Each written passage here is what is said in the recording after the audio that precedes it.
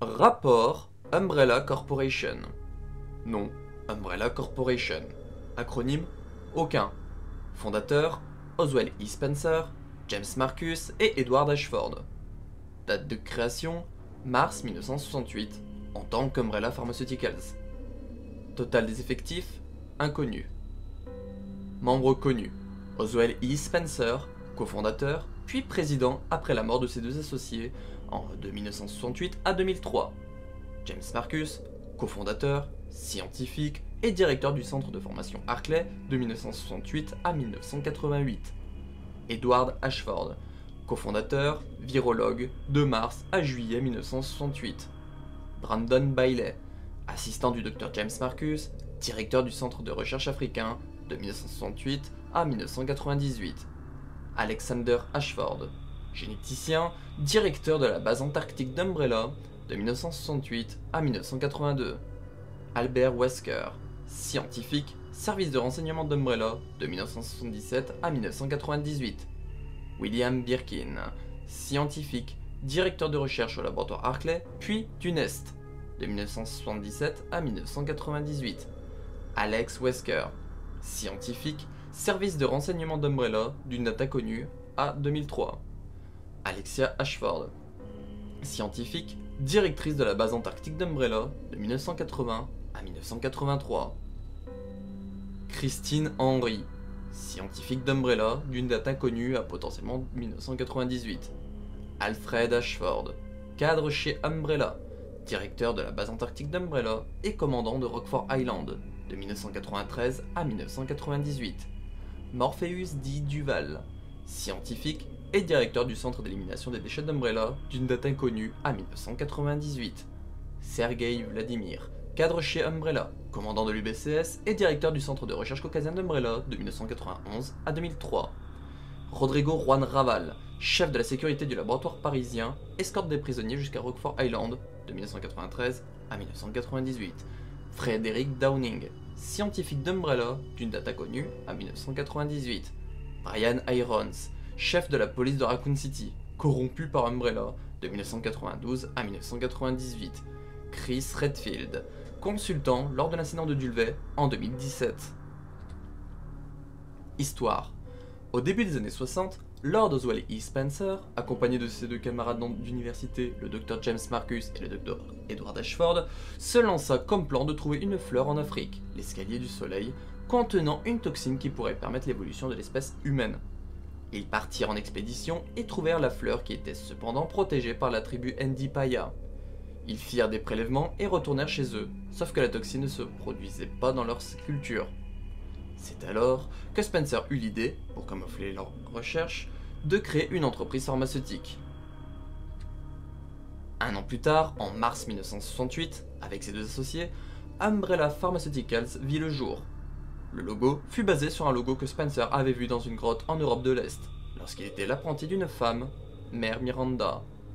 L'entreprise créa au fil des années divers produits comme des médicaments, des produits de beauté, des produits électroniques et même de la nourriture. Tout cela pour cacher l'étude du virus progénitor, qui emmena sur le projet Virus T, et la production d'armes bio-organiques ABO qui en découla. Ayant son QG principal en Europe, Umbrella s'étendit au monde entier avec des infrastructures aux quatre coins du globe. Quelques exemples d'infrastructures. Le laboratoire parisien, le centre de formation et le laboratoire Harclay aux abords de Raccoon City, la base antarctique d'Umbrella, le centre de recherche caucasien d'Umbrella, China Island ou encore l'usine 57 et le centre de recherche en Afrique. La firme devint une corporation englobant donc plusieurs secteurs.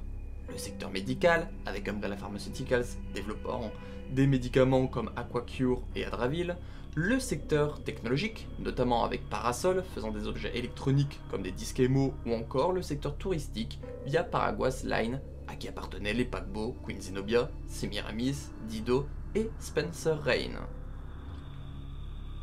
De nombreuses rivalités se créèrent au sein de l'entreprise, comme Umbrella Europe et Umbrella USA qui se faisaient la guerre à qui créera la meilleure ABO, mais aussi Spencer qui fit tuer ses deux associés pour avoir les pleins pouvoirs. Wesker se mit à douter de lui et commença à faire des plans personnels. William Birkin tenta de la faire à l'envers à la firme en contactant le gouvernement américain. Tous ces conflits causèrent ce qui arriva à Raccoon City et le début de la fin d'Umbrella. Suite aux événements survenus dans la petite ville du Midwest américain, Umbrella fut accusée. Elle commença à perdre en actions à la bourse et plusieurs infrastructures fermèrent leurs portes. En 2003, suite à un procès avec de nombreuses preuves l'incriminant, elle fut interdite de commercer. Elle perdit alors toutes ses actions et fit banqueroute. Cette chute fut le début du bioterrorisme à grande échelle. Les recherches, des échantillons des virus, jusqu'à des ABO se retrouvèrent sur le marché noir. Tout ça grâce à d'anciens employés de la firme avec des mauvaises intentions comme Albert Wesker ou juste par profit comme Frederick Downing.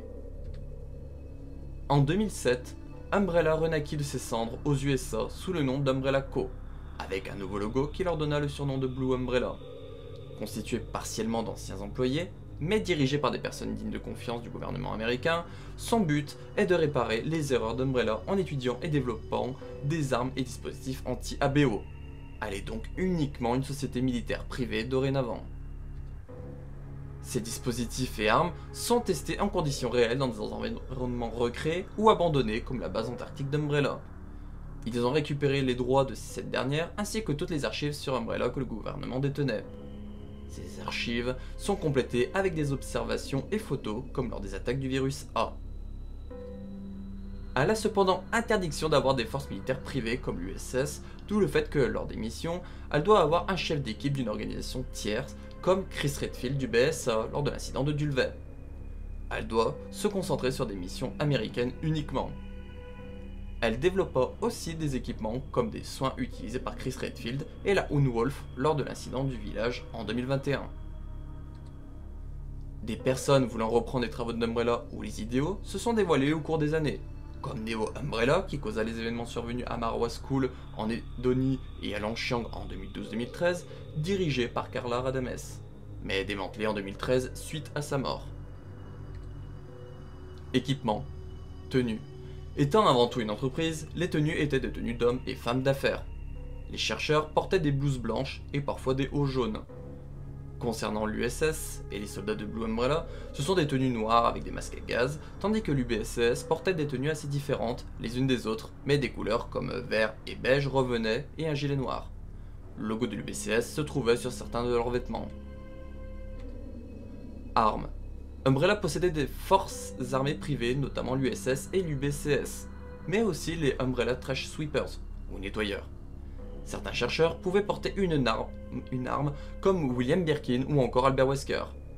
Elle créa des ABO liés au virus T comme les Cerbères, Hunter ou Neptune par exemple, mais développa aussi des armes bio-organiques plus imposantes comme les Tyrans ou le Nemesis type T.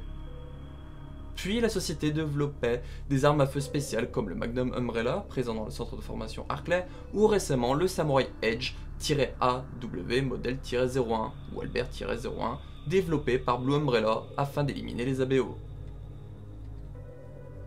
Véhicules. De nombreux véhicules étaient à la disposition de la firme multinationale. Des voitures, des avions, des trains comme l'Ecliptic Express, ou encore ceux menant au laboratoire des funiculaires, des hélicoptères, des bateaux, etc. Mission connue. Événement du centre de formation Arclay en juillet 1998. Incident du manoir qui s'est déroulé de mai à juillet 1998. Raccoon City qui s'est déroulé de fin août à début octobre 1998. China Island en octobre-novembre 1998. Rockford Island en décembre 1998. La base antarctique d'Umbrella en décembre 1998. L'attaque du Spencer Rain en septembre 2002, l'opération Talos en février 2003, Kijuju en mars 2009, incident de Sonido de Tortuga Island en 2014, New York en 2014, 4 mois après le manoir de Querétaro, incident de Dulvey en octobre 2014 et jusqu'à août 2017, et l'incident du village en février 2021.